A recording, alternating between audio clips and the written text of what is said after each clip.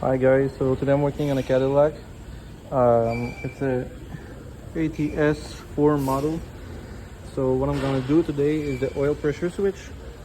So first thing you need to do is disconnect the battery pole, the negative pole. It's a 10 millimeter. It's right there. Remove that. I just securize.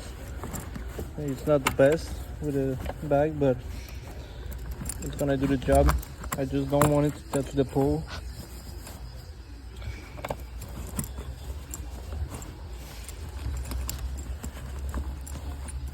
So just like that, it won't touch the pole while I do the job, because I need to disconnect the starter.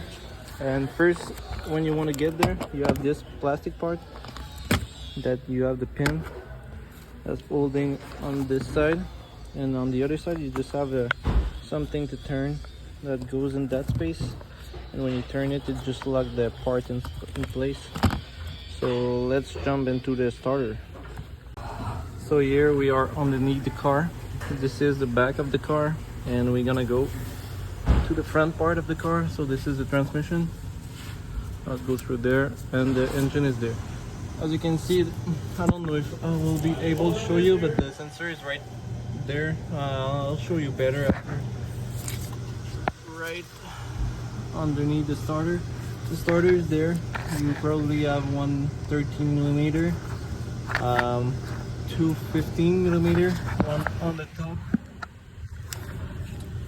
So I'll just undo this, and after I'll be back to you.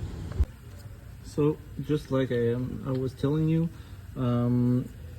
I was heading to remove the starter. So there's two both 13 millimeter.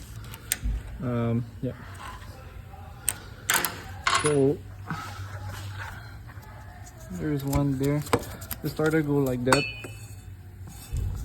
You can only see it like that. I didn't remove the 12 volt because the battery is disconnected. I just removed the signal from the starter in the car. So we can now see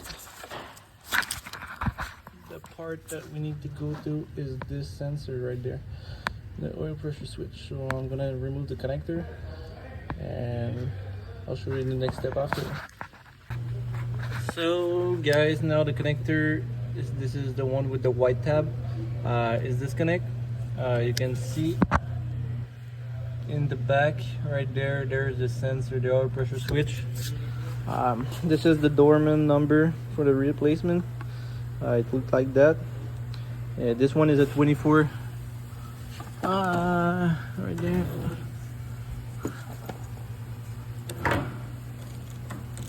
I just taped it because the first time I didn't remove the battery, and I didn't have enough time to do it to remove the starter, because I thought we can do it in place, but it was very difficult. So I disconnect the battery and then remove the starter.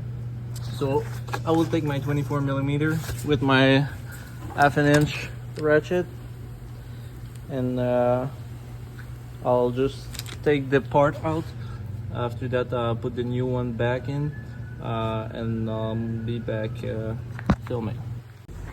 Like I was telling you, I'm just throwing the part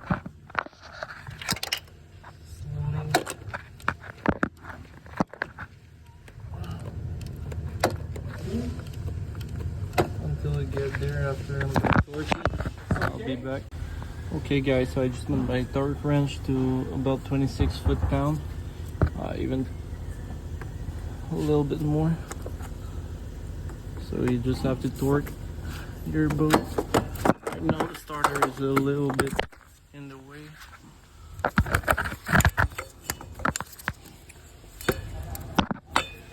Sorry about that. So you do it until it clicks.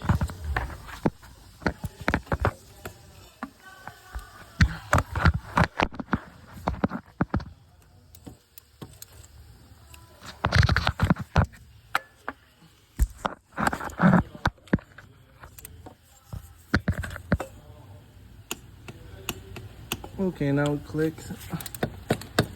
So I'm at 26, I'll put 27 foot-pound. Just to be sure, because of the calibration of the torque, maybe it'd be hold. So I put the torque on this at 26 foot-pound. The repair manual asks. So I'm gonna put the starter back at its place. Maybe I'm gonna clean before that because there's oil that leaked from the sensor when I disconnected. I'm gonna put back the starter, plug the battery back, and check the oil level. Make sure it's fine since it leaked a little bit. So I just cleaned everything that was having some oil on it. So I'm gonna put back the connector on it first, and after I'll put the starter back. So you just have to put your starter back at its place, just like to remove it.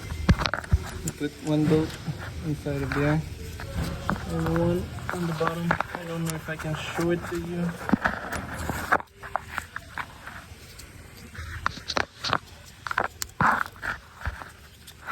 Oh my god, it's there right on the blue line here.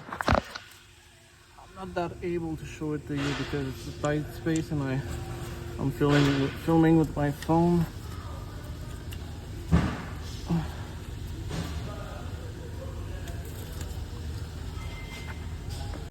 So that's pretty much it, guys. I just put the bolt, I don't know if you can see it, yeah. I just put the bolt on the starter. The starter is there. Just watch out because this hose got disconnect by my fault. So I'm just gonna put this back together like that because it was floating like that. So the starter is plugged in and screw. So I'm gonna go on the back in the trunk just to plug the battery, and after we'll start the car, check for a code, and that pretty much is for this fix, guys.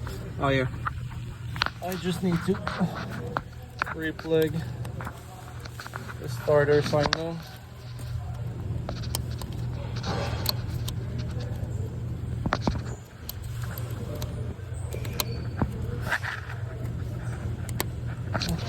Alright, so that's pretty much it for this fix for the oil pressure switch on the Cadillac ATS 4. I won't show you how to plug the battery because it's pretty simple, and how to diagnose the code if there was some in your car. So thanks for watching, guys. Like and subscribe. Have a nice day.